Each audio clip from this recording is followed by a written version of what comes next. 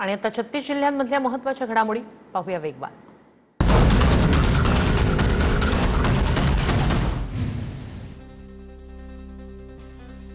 आमदारांना 10 महिन्यांपासून निधी नाही, राज्य सरकार आर्थिक संकटात, सत्ताधारी आमदार संजय गायकवाड यांची तक्रार।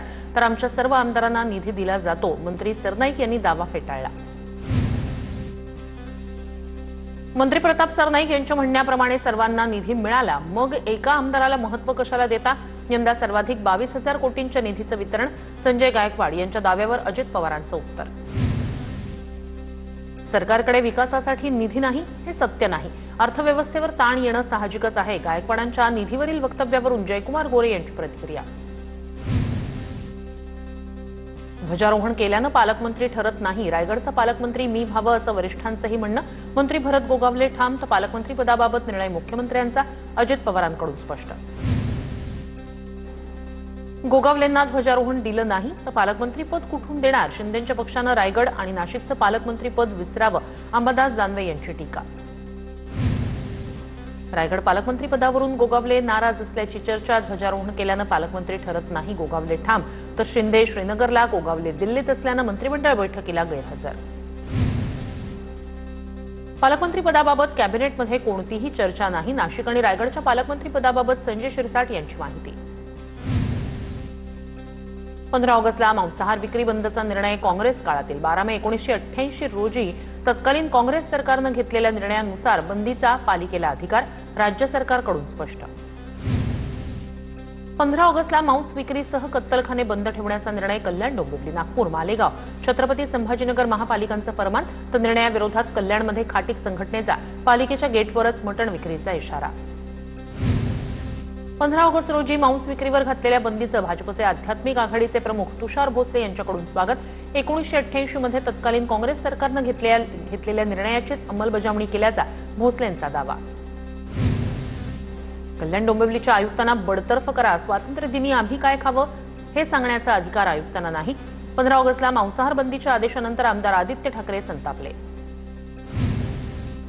नगरविकास विभागाच्या 1988च्या नियमानुसार कत्तलखाने बंद ठेवण्याचे दिवस ठरवून दिलेत, त्या अनुषंगानं आपण परिपत्रक काढलं, नागपूर मनपाचे उपायुक्त राजेश भगत यांचं स्पष्टीकरण।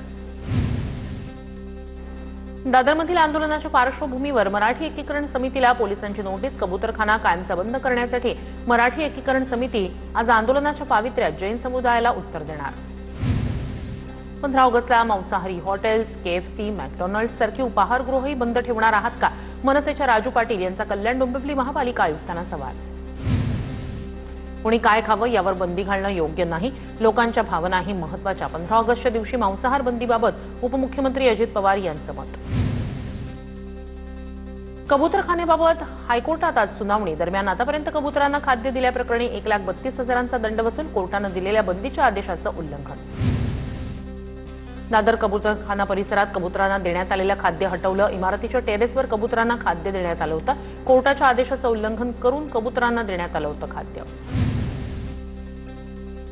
कबुतरांच्या विष्ठेमुळे मुलांना फुफ्फुसाचे गंभीर आजार, फायब्रोसिसवर औषधही परिणामकारक ठरत नाहीत, कबुतरांच्या धोक्याबद्दल डॉक्टर सुजित राजन यांचं मुंबई हायकोर्टात प्रतिज्ञापत्र सादर। सरकारनेच जैन समाजाच्या चेस्ट फिजिशियन डॉक्टर्सकडून त्यांच्या समाजाच्या मुनींची समजूत काढणं गरजेचं, अंजली दमानिया यांची प्रतिक्रिया।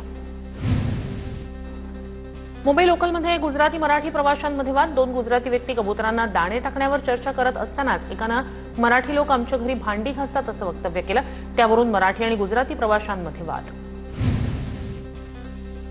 मुख्यमंत्र्यांची आज राज्यातील गणेशोत्सवासंदर्भात महत्त्वाची बैठक, राज्यातील सर्व जिल्हा आणि शहरांचे पोलीस अधीक्षक, पोलीस आयुक्त बैठकीला उपस्थित राहणार, काही शहरांमधील लोकप्रतिनिधीही उपस्थित राहणार।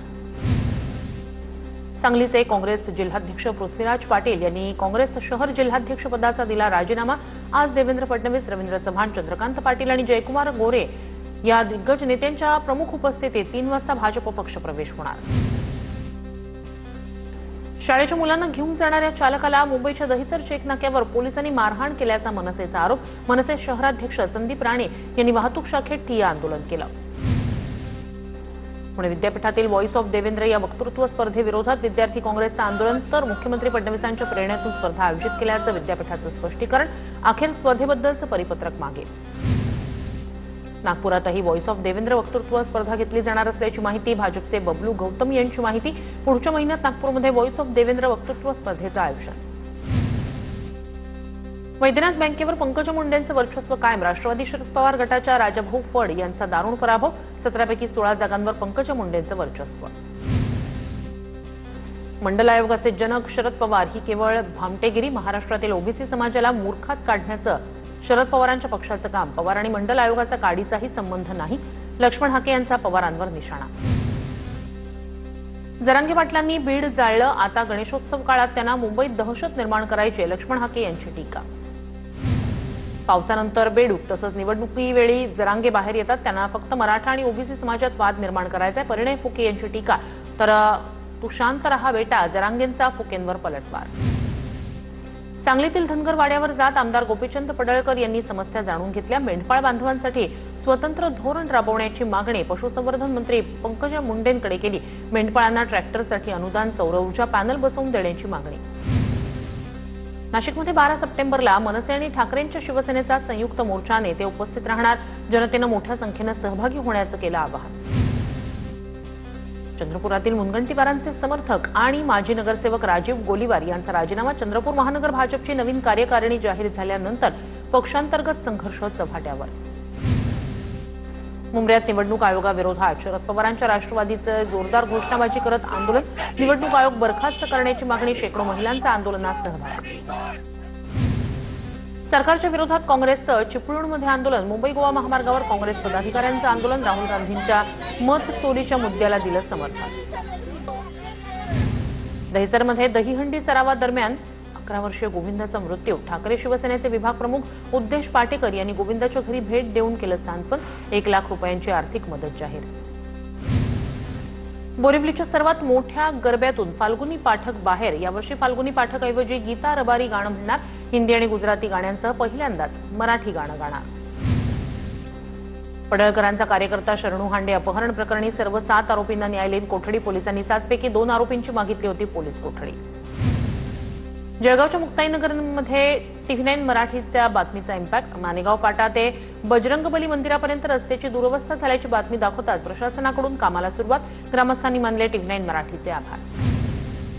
बैलपोळा काही दिवसांवर आल्यानं धुळ्यात मातीचे बैल बनवण्याच्या कामाला वेग। कच्च्या मालाच्या किमती वाढल्यानं यंदा 10 ते 20% POP पासून बनवल्या जाणाऱ्या बैलांच्या मूर्तींची किंमत वाढणार। नंदुरबार जिल्ह्यात होणाऱ्या गणेशोत्सवाच्या पार्श्वभूमीवर पोलीस दलाकडून शांतता कमिटीची बैठक।